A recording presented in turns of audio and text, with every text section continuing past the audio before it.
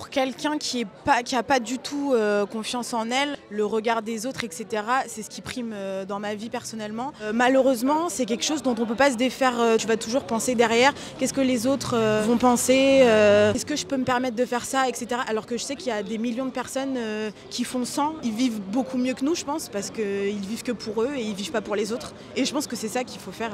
Encore tout à l'heure, notre pote, on l'a vanné. Peut-être là, il va plus jamais remettre son jean. On sait pas. En vrai, en fait, on n'est pas influencé par tout le monde. On est forcément influencé par, comme j'ai dit, l'effet de groupe, par nos proches. Par exemple, comme il a dit pour l'exemple de la tenue, si demain un autre ami il habille un peu bizarrement et il voit que nous on est entre guillemets mieux sapés, même si on est de la même bande, on va quand même lui dire ouais gros, c'est bizarre ce que tu nous fais là, c'est bien ce que tu proposes, tu vois. Mais après, je pense que c'est l'influence, ça peut être mal vu, hein. En vrai, des vrais, ça peut être hyper mal vu, genre. On est une génération où on est beaucoup sur les réseaux sociaux. Ouais. Et je veux dire quand même, les réseaux sociaux, ça joue beaucoup. Par exemple, un truc tout bête, sur TikTok, quand il y a une trend, une tendance en gros, je prononce archi mal. Quand il y a une tendance, généralement les gens ils vont tous faire la tendance parce que c'est une tendance. Du coup au final ça t'influence à faire quelque chose. De plus en plus avec tout ce qui est réseaux sociaux, etc. On est jugé constamment et aussi on s'identifie beaucoup. Il peut y avoir un certain mal-être par exemple. En regardant les réseaux sociaux, on voit la vie des autres, mais au final, ce qui n'est pas leur vraie vie, parce que les gens montrent que le bon côté des choses. Et on peut se comparer, on peut se dire que bah voilà, on n'a pas réussi. Je pense que c'est en fonction de l'assurance de chacun. Ça se fait avec le temps aussi. Et puis aussi, tous les dictats qu'on a un peu dans notre société, quoi. Les réseaux et tout, ça arrange pas, on va dire. Après, si on a une bonne confiance en soi, tant mieux. Je veux rebondir sur les réseaux. Il y a toujours des gens pour donner leur avis sur la vie des autres, que ce soit voulu ou pas voulu. Et je pense que ça, on rentre dans un cercle où, peu importe ce que tu fais, tu seras soit critiqué, soit, dans tous les cas, les gens donneront leur avis. Et je trouve ça triste et dommage parce que moi, la première, je m'empêche sûrement de faire des choses dans lesquelles je serais peut-être épanouie, mais je me dis, il y aura ce regard des autres là, et est-ce que je vais l'assumer? Est-ce que je vais pouvoir passer outre? Il y a des choses, je sais que non, je ne pourrais pas passer outre. Et pas ça pourrit des vies, mais un petit peu quand même. Je dirais pas que j'ai peur du regard des autres, mais je n'y prête pas trop d'attention, quoi, en fait. À bas âge, j'étais quelqu'un de naturellement open mind, donc je ne prêtais pas trop attention sur ce que les autres pouvaient penser de moi. Les gens peuvent avoir une idée sur ma personne. Dans une société, on ne peut pas tous réfléchir de la même façon, on ne peut pas tous voir les choses du même côté, donc comme on dit, c'est la divergence des opinions qui fait une société. On est toujours influencé par le regard des autres parce que ça a de l'importance. C'est comme ça qu'on se construit aussi depuis qu'on est tout petit. Et je pense que ça dépend énormément de l'environnement dans lequel tu as vécu et dans lequel tu t'es construit. Clairement, hein.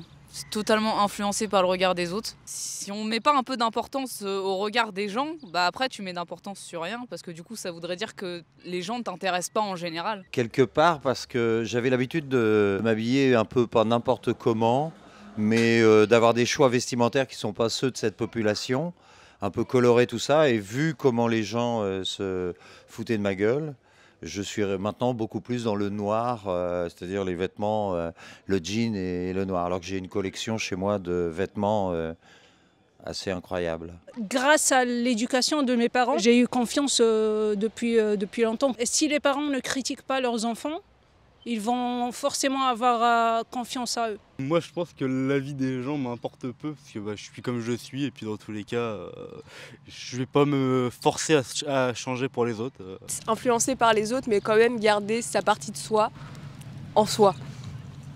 Je suis très influencée par le maquillage, mais je le fais pas pour être influencée par les autres, mais je le fais parce que j'aime bien. Et parce que ça me correspond, même si je m'inspire des autres. Donc moi personnellement, au début je pensais que non, mais au final, au fur et à mesure du temps, j'ai vu que oui. En fait, on est toujours influencé par le regard des autres indirectement. Je viens d'un quartier à la base et j'ai atterri dans un lycée assez huppé. C'est-à-dire qu'en seconde, je suis arrivé dans une classe européenne. Et dans cette classe, lorsque j'arrivais en survêt ou quoi que ce soit, je sentais qu'on me regardait différemment. Alors que moi, je trouvais ça stylé, quoi. En fait, je me suis rendu compte que chez certaines personnes, c'était pas du tout stylé, en fait.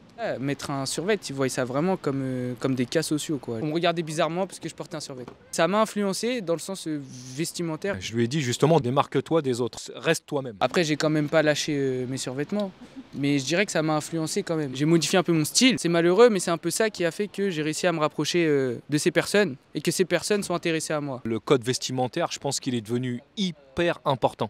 Aux yeux des jeunes, je parle, pour à mon époque à moi. Avec tout ce qu'on entend maintenant, voilà, on va tout de suite, justement, une fois de plus, par rapport à ta tenue, on va tout de suite te caser. C'est pas méchant et c'est pas forcément voulu. C'est l'habillement en fait, c'est un jugement, tu vois. Faut pas juger, Dieu pardonne-moi, mais je suis quelqu'un d'honnête, faut le dire. Des fois, moi je peux voir des gens, je me dis, ah, il est bizarre lui dans le fond, tu vois, il est habillé chelou, il est pas comme moi, il est pas comme mes potes, donc je me dis, je le casse direct. En fait, c'est les préjugés. Au final, tu juges quelqu'un avant de le savoir. Et au final, on l'a tous fait une fois. Et ça, c'est un côté mauvais de chaque personne. J'évite au maximum, mais en fait, on est tous bourrés de stéréotypes. Du coup, inconsciemment, quand on voit quelqu'un, direct, on va se faire une image de la personne, alors que, enfin, moi, après coup, j'essaie de me dire direct, en fait, je la connais pas, donc je peux pas me permettre de la mettre dans une case. Mais c'est vrai que instinctivement, quand on voit les gens direct, on a un flashback et on se dit tout de suite, tac, tac, tac, alors que c'est pas du tout ça en général. Et moi, je sais que je le fais pas, j'essaye de pas placer les gens dans des cases.